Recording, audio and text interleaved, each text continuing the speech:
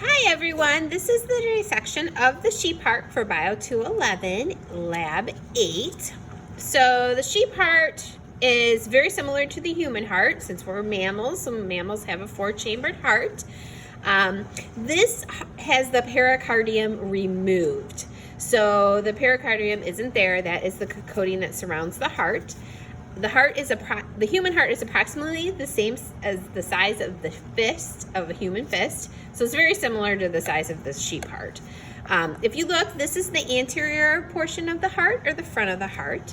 This is the posterior portion, and on the posterior portion, you've got your pulmonary arteries and veins coming out the back. One thing to remember is the sheep heart's left and right isn't necessarily your left and right. So if you're looking at the heart anteriorly, if you look, this part, which is actually your right-hand side, is the left side of the heart. And then this part, which is your left-hand side, is the right-hand side of the heart. So on the sheep, here's your left, here's your right. So it's easier to tell when you open up the heart. And if you look at the top portion of this heart, if you look, this is your aorta, this really big thing right here. That's your largest artery that's in the body. And then this is part of your superior vena cava. And superior vena cava is, in the inferior vena cava is the largest vein in your body. These things right here are called your auricles. The auricles are attached to your atria, and those provide excess blood for those chambers that are found in the heart, and they kind of look like dog ears. So when we open it up, this is the anterior, here's your left, here's your right, and you flip it open. Okay, we have a 4-chambered heart. So when you look at this, all of this stuff is myocardium. So that is the cardiac muscle tissue that we talked about in lab 3 that has those intercalated discs, and during lab 10 we'll talk about how those provide conduction through the heart. It's kind of keeps your heart beating, an electrical system that goes through your heart.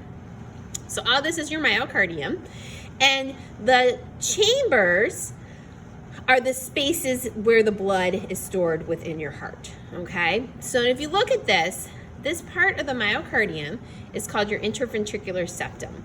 This divides your left and your right portion of the heart. So when you look at this is kind of like the middle-ish of the heart.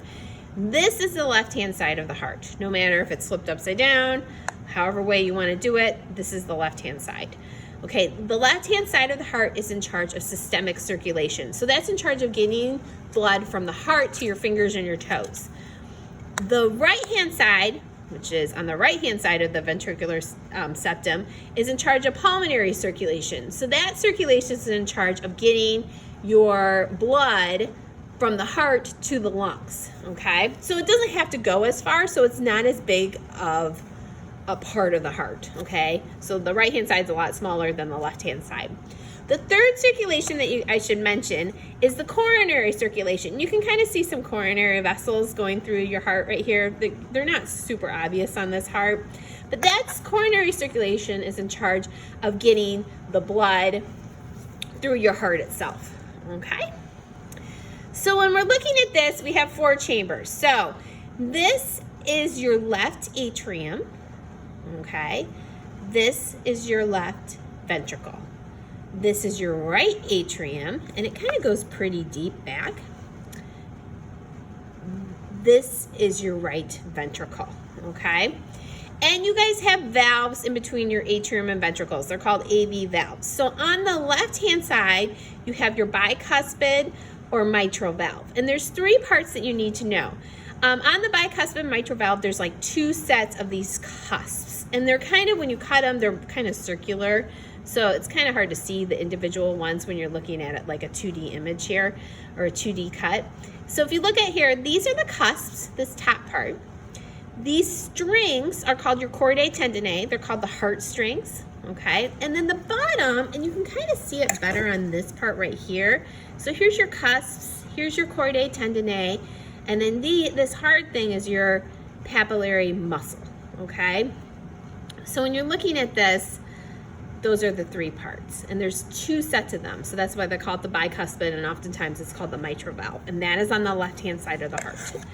On the right-hand side of the heart, there's another AV valve, and that's called the tricuspid valve. And that means there's three sets of cusps. The tricuspid valve, one way to remember it is you try to be right. So that's why it's on the right-hand side. And if you look, there's three portions. You can't see them quite as well as on the left-hand side because they're just not as big. But here's your cusps. The stringy stuff is your chordae tendineae. And then the very base, you can kind of see one right here. This is your papillary muscle. So they have the three parts, the cusps, the chordae tendineae, and the papillary muscles. Okay, and I think that's about it. If you want to see, you can see your heart when it goes in from the lungs, goes into your left atrium, through your bicuspid or mitral valve, through your left ventricle, up through this aorta, all the way to your fingers and toes, your head, everywhere in your body. Then it takes the deoxygenated blood, comes back into your superior inferior vena cava, and it goes in, it deposits right into your right atrium, goes through your tricuspid valve into your right ventricle, and then it goes through your pulmonary trunk to your lungs, and there you have it. So be well, and that's all I got for that. Bye.